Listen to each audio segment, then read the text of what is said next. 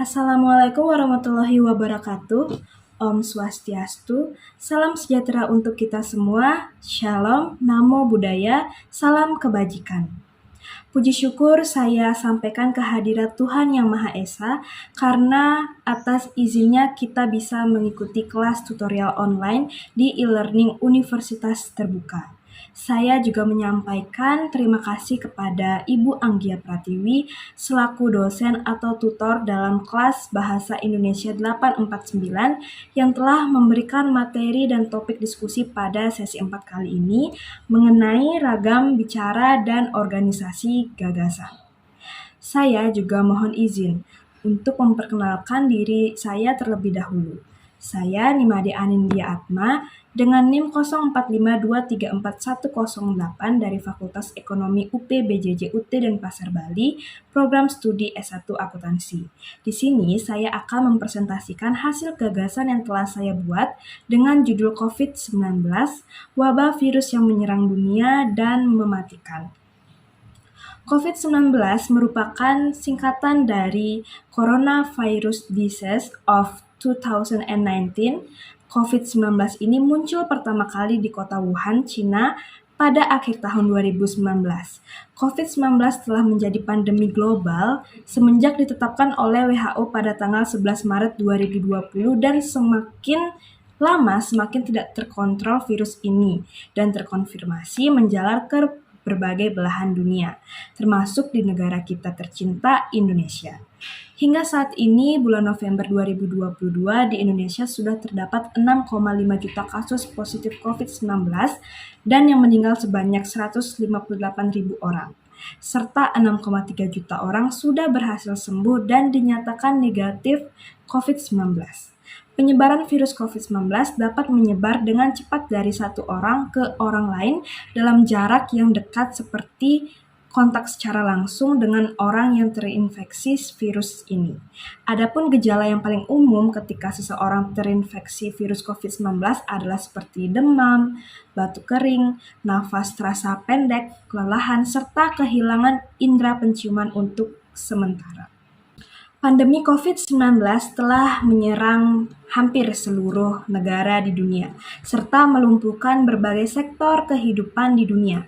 Bahkan ketika penyebaran virus yang sangat menular dan mematikan ini telah dibendung, dunia akan menghadapi tantangan besar untuk kembali seperti normal. Ketika kita berbicara masalah pandemi COVID-19, kita tidak hanya berbicara pada jumlah korban, tetapi juga tentang pandemi COVID-19 yang telah membawa perubahan besar bagi seluruh lapisan masyarakat di dunia ini pada berbagai aspek, termasuk di dalamnya seperti aspek sosial dan ekonomi. Pandemi COVID-19 memaksa pembatasan aktivitas sosial antar individu satu dengan individu yang lainnya, sehingga memunculkan kebiasaan yang berbeda dari kehidupan sebelumnya. Dengan kata lain, pandemi ini telah memunculkan perubahan sosial masyarakat untuk merespon kebijakan pembatasan aktivitas sosial yang ada. Perubahan sosial pada masa pandemi COVID-19 yaitu dengan adanya kebijakan dari pemerintah seperti kebijakan PSBB dan PPKM, di mana semua pekerjaan dan tugas kantor, sekolah, kampus, peribadatan, berdagang, dan kegiatan lainnya terpaksa harus dilakukan dari rumah saja. Pembatasan sosial ini dilakukan demi untuk memutus rantai penyebaran virus COVID-19, yang dimana masyarakat ini dihimbau untuk menjaga jarak dan tidak diperkenankan untuk berkumpul dengan massa yang banyak.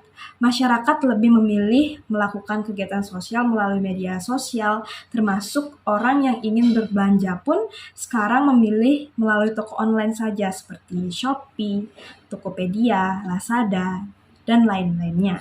Hal ini juga membuat secara perlahan bisnis-bisnis kecil atau UMKM di Indonesia gulung tikar akibat pandemi yang berkepanjangan. Masyarakat harus bisa beradaptasi dengan kebiasaan baru ini, seperti menggunakan masker, menjaga jarak, menghindari kerumunan, dan sentuhan fisik secara langsung, dan protokol kesehatan lainnya saat melakukan aktivitas di luar rumah untuk memutus rantai penyebaran virus COVID-19 ini. Jadi agar tidak merembet kemana-mana lagi. Walau bagaimanapun beratnya dampak yang dirasakan akibat pandemi COVID-19 ini, kita harus kuat mental.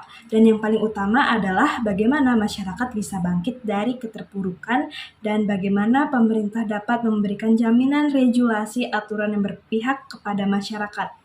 Memudahkan masyarakat untuk beraktivitas kembali sehingga roda perekonomian masyarakat Indonesia bisa berputar kembali seperti sebelumnya.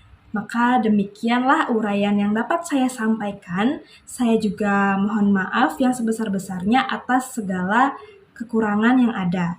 Wassalamualaikum warahmatullahi wabarakatuh.